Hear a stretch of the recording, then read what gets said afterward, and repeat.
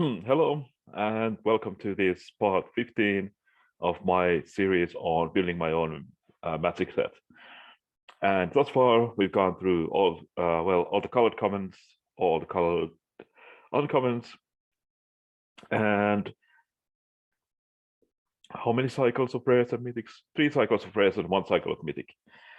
So today I'm going to do the rest of the white rares and mythics. Although I wanted to bring something up based on last time, which I probably forgot to mention.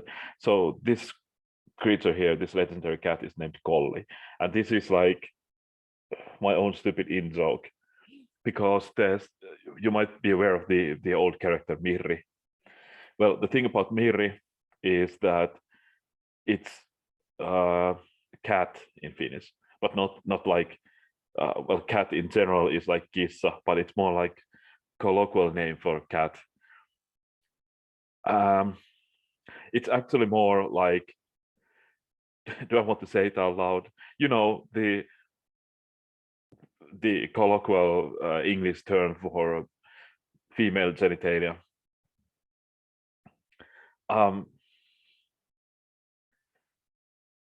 Well, in some circumstances, it's obviously it's complicated. It's not like one-on-one.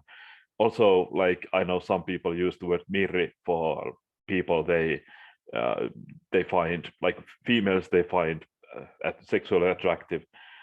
So I decided to name this Collie just because of that. Oh yeah, there's another cat called Jedit Ojanen, and Ojanen is also like a common Finnish surname. I don't know why these names exist, but anyway, based on Mirri, I decided to name this Collie, which is basically a male cat, but like a specific kind of male cat, like usually large and lazy, fairly immobile male cat. But anyway, just something that might or might not interest you. You probably did not know the Mirri thing, but anyway. So some general comments. So I haven't been following the Crimson Vow skeleton anymore, which I did follow on commons and uncommons quite a bit, although I did probably leave out some things I should have had. Like white doesn't have enchantment or artifact removal, which it probably should have at common. But anyway, it felt kind of difficult not to have that help. It was very helpful to have that something to base your idea on, like have pretty strict in some ways rules on what you can have. Just following the mana curve for creatures just felt it made things much simpler. But here I decided not to follow Crimson Vow in that sense. Partly the reason being that the commons and uncommons are fairly important for drafting. Most of those cards are, well, it's usually if you look at decks played constructed, they're mostly rares and mythics. So there are some like removal spells from common and uncommon,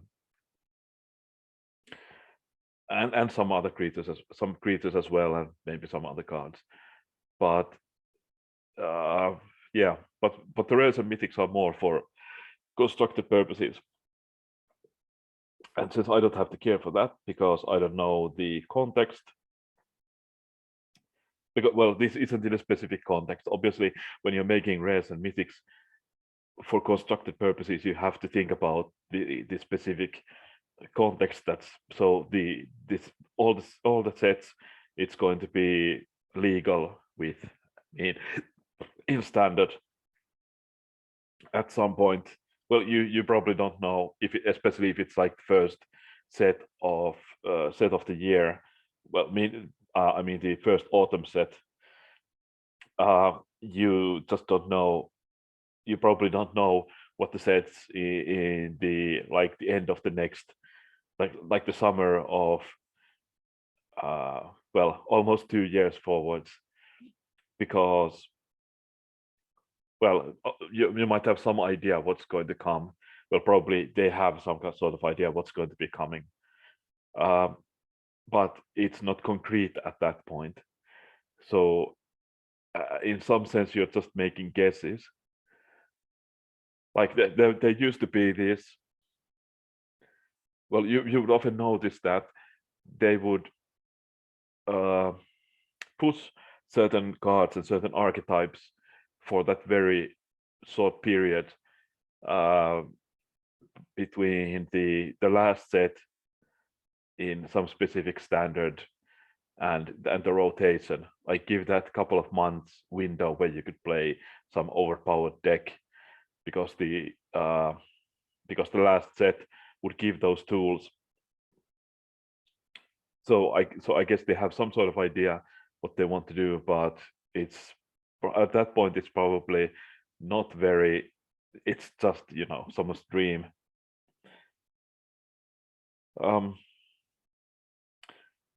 but yeah, I know. Well, Rares and Mythics do have other purposes as well, like for drafting purposes. They are supposed to um, give variance to the drafting experience, and also like for those people who don't draft, they're supposed to be exciting. Or those people who are not interested in the themes of the set otherwise, the rares and mythics are supposed to make the set exciting. But okay, but so yeah, so today we're talking about the rest of the white mythics and the white uh, white rares and white mythics that we didn't cover, that I didn't cover in the last episode. So okay, what did I want to have? I want to have the iconic creature Angel. I do have two of them, here and here. Well, these first three were covered in last time, and this one. Yeah. Also, I wanted to have a couple of clerics, because that's the big white theme. The Order of the Forsaken. So I have 3 clerics at rare and 1 cleric at um, mythic. Also, I wanted to have a wrath. I did not want to make this as powerful as most wraths. Actually, this is kind of a bad wrath. You probably don't even want to play it. I don't care. I hate there being too many wraths. Let's make it cheaper, so it's at least somewhat playable. Yeah, I do think that wraths are important for constructed, especially. You need to have the wraths available, because at least that forces the aggro players to put at least some thought into what they're going to do. They can't just learn certain steps they take every time. Instead, they have to look at what the opponent is playing, and if there's a possibility that the opponent is playing rats, how are they going to deal with that? And while Meathook Massacre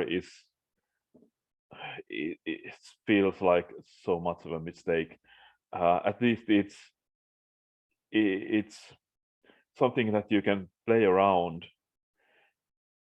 Like many of the white decks and green decks play around with a lot with +1/+1 counters. So do you want to place those in a way that makes your opponent's Meathook Massacres worse?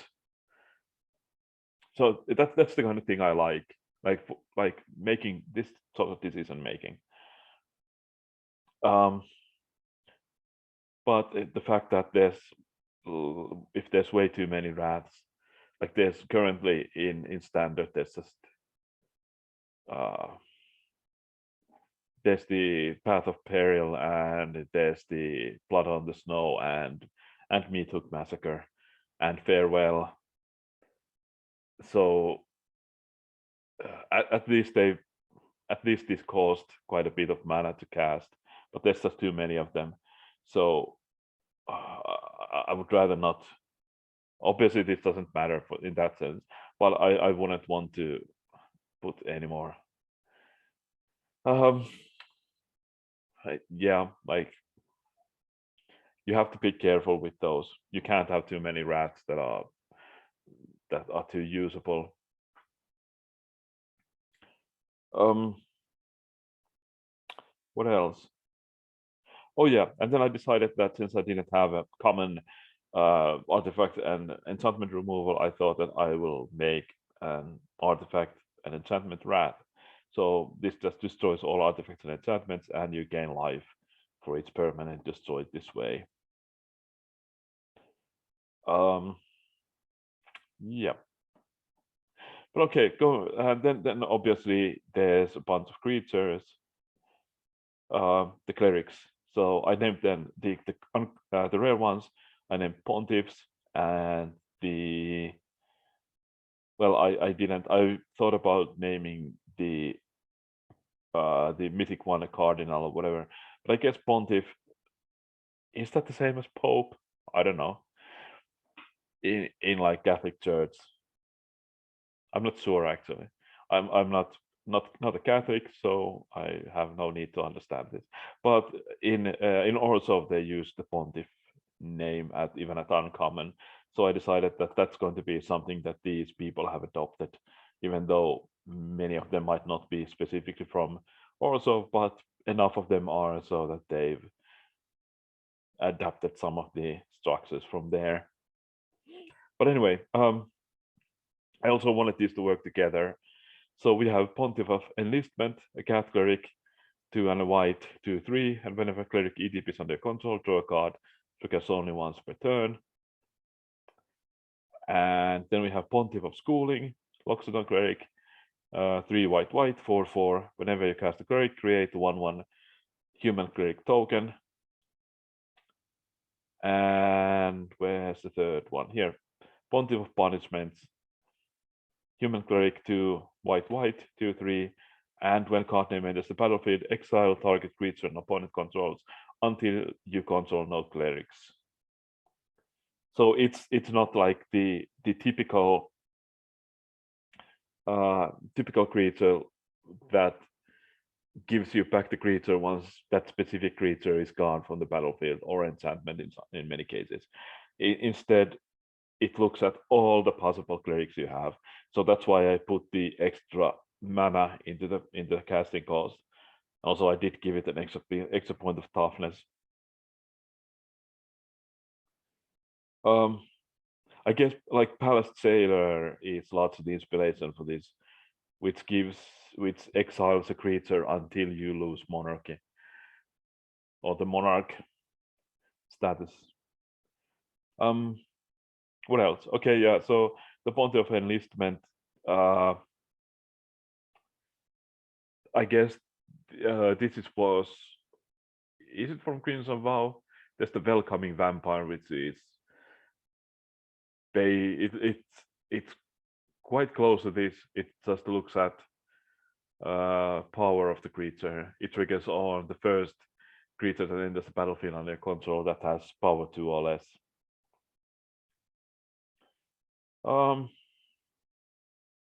Yeah. Then Absent Angel, which is an angel, 3 white white, 4/5. Should have flying, which I've managed to forget somehow. So it gets +1/+1 for each cleric you control. So quite an aggressive card. Can definitely finish games quickly. Which is, I guess, what I'm not sure I would like it, but which is definitely something that the Wizards of the Coast wants in their sets. Cards that end games. Then mobilization plan, enchantment, 1 white. Well, only white. White equipment you control, one less to equip. White auras you cast cost 1 less to cast. the creatures can crew white vehicles as if they have power of one higher.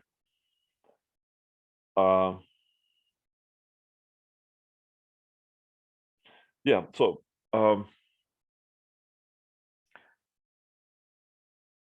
the inspirations of this came from actually kind of a weird source, like the real world. As this is happening, as I'm recording this, there's the war in Ukraine is happening, and apparently, as far as I understand it, one of the reasons why the whole thing has been stalled so badly is that the logistics of the Russian forces are, well, they're very effective within their own rail system. Like, well, they have they have a good railroad system, good network of railroads, and quite a few trains specifically owned by publicly owned trains. So it's easy to move things within the country, but as soon as they moved outside of their own country, suddenly they stopped getting these. Well, their ability to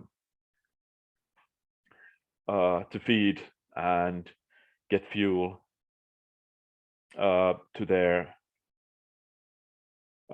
troops just sort of fell apart.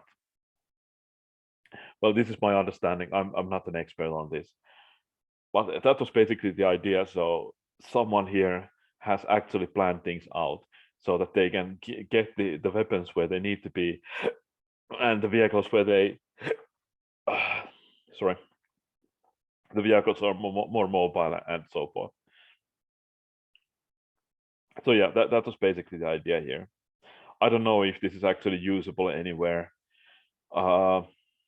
Maybe not, but well, probably not. It might even break something because it does reduce the equipping cost of some things to zero. So if you can just move something around endlessly, is that really, can that break something? I don't know. I couldn't remember any equipment that would do that immediately, but it's always possible. And then the remaining mythics. So I had the absent angel. Also decided to have a mythic angel. Angels are again the iconic creature for white, even if they've seemed to have sort of let go of that idea of having the iconic creatures as regularly in the sets as possible.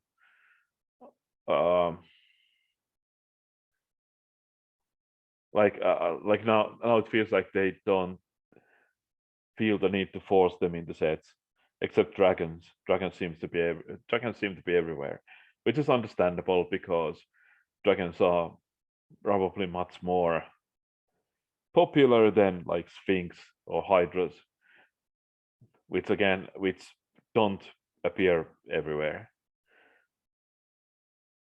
But yeah, angels are also quite common.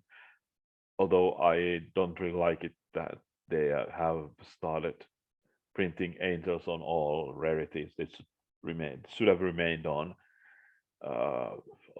rare and mythic, except for like some very special instances. But well, yeah. So yeah, Seraphim of Purpose, Angel, 3 white white, 5/5, flying, and whenever you surveil an enchantment into your graveyard, return it to the battlefield. So I wanted to have I didn't have much in the way of surveiling in the rares.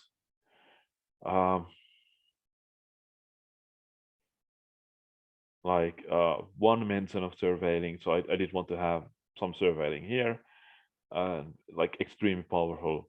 The ceiling for this ability is kind of extreme. So yeah, definitely ability you should be careful with. Like,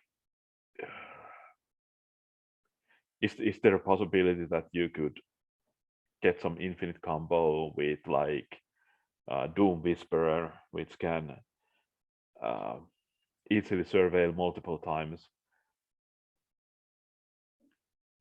Just paying 2 life to surveil 2. So is there some way here you could easily gain infinite life and go through your library? I don't know.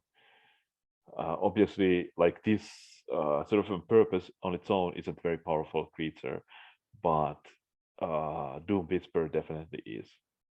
Like, okay, yeah, this is a powerful creature for like limited purposes, but on its own, without synergies, this definitely isn't worth it, yeah, to play in constructed. Where even like Baneslayer Angel didn't get much play. Um, didn't see much play when it was legal last time, because the power creep has been so strong. Sure, it sees like Lyra has uh, replaced it in the sideboards in modern, but yeah, and it's definitely much weaker.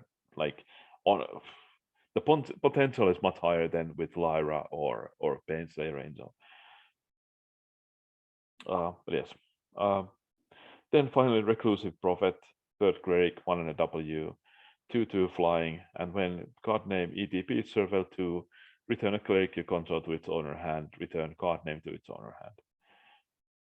I don't know if this should actually be a mythic. I remember having some other idea on this, but it is a repeatable source of surveil, so at least it works with the angel. Um, and you can use it to trigger many of the other abilities as well, like that of the Pontiff of Enlistment or Pontiff of Schooling.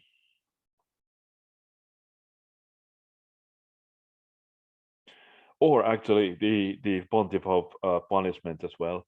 So yeah, it is quite a good enabler in many ways, at least for the other rares. Obviously, being able to enable rares isn't that much of a thing in limited, but there are some ways you can enable many things. But I do feel that this should probably be a rare, but well, here we are. Uh, I leave that to the whoever is going to test this set, meaning no one. Um, okay, so yeah, thanks for listening. Um, Currently, I've done most of the rares. It just depends on when I have the time to record these, when I can get these out. We'll see. I haven't quite gone through the green rares yet, but I'm almost there. I think I haven't. There's some missing names in the other colors. I have the texts out, but I haven't named all the cards. But well, yeah. So yeah, again, thanks for listening. Do all the YouTube things if you feel like it, and I'll see you with the blue rares as well as soon as I can.